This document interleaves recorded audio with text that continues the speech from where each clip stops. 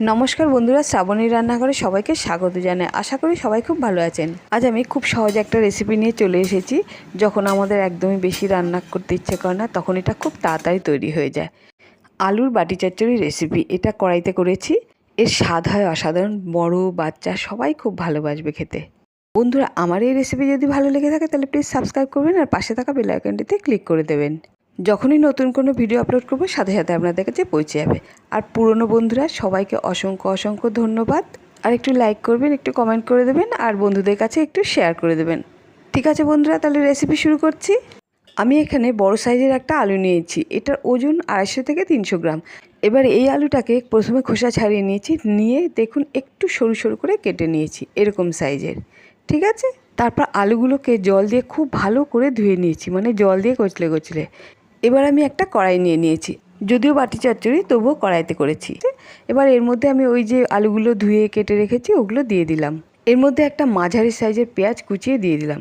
তার মধ্যে সামান্য একটু মানে সিকি চামচ আদা বাটা, 1 চা চামচ জিরে গুঁড়ো, 1/2 চা চামচ ধনে গুঁড়ো।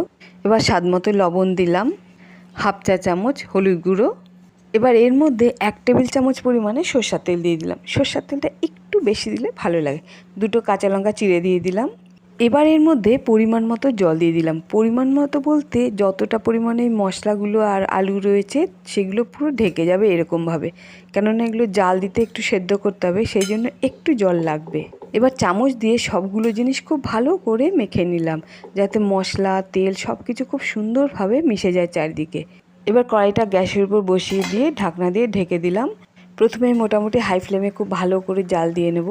মিনিট 2 পরে ঢাকনা খুলে দিলাম, দিয়ে আবার নেড়ে চেড়ে দিলাম। আবার কিছুক্ষণ ভালো করে নেড়ে চেড়ে দিয়ে ঢাকনা দিয়ে ঢেকে দেবো। এইভাবে ঢাকনা দিয়ে ঢেকে ঢেকেই রান্না করতে হবে।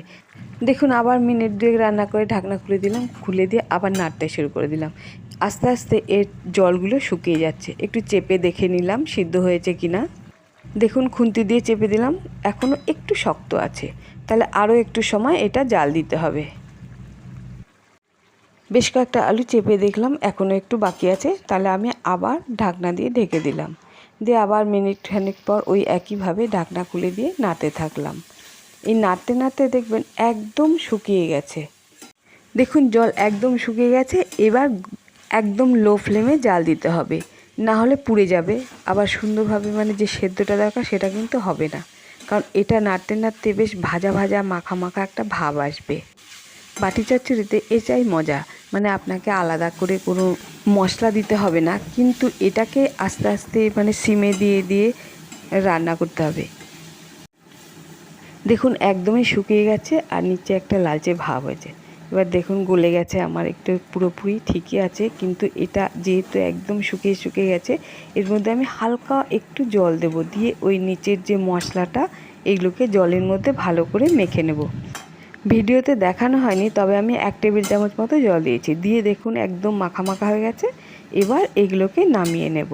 এটা খেতে বন্ধুরা অসাধারণ হয়। রুটি দিয়ে বা ভাত দিয়ে যা খুশি দিয়ে খেতে পারেন। সব কিছুর সাথে লুচি, পরোটা, তন্দুরি রুটি, ভাত সব কিছুর সাথে দেখবেন অসাধারণ খেতে লাগে। বাড়িতে অতিথি এলেও দেবেন, তারাও খুব খুশি হবে। হঠাৎ করে যদি বাড়িতে অতিথিও চলে আসে, বানিয়ে দেবেন, আধ ঘন্টার মধ্যে সব কিছু রুটি তরকারি সব হয়ে যাবে। বন্ধুরা একবার নিজে হাতে বানিয়ে দেখবেন, তাহলেই বুঝতে পারবেন। তাহলে বন্ধুরা এরপর আবার একটা নতুন রেসিপি নিয়ে চলে আসবো। ধন্যবাদ, ভালো থাকবেন।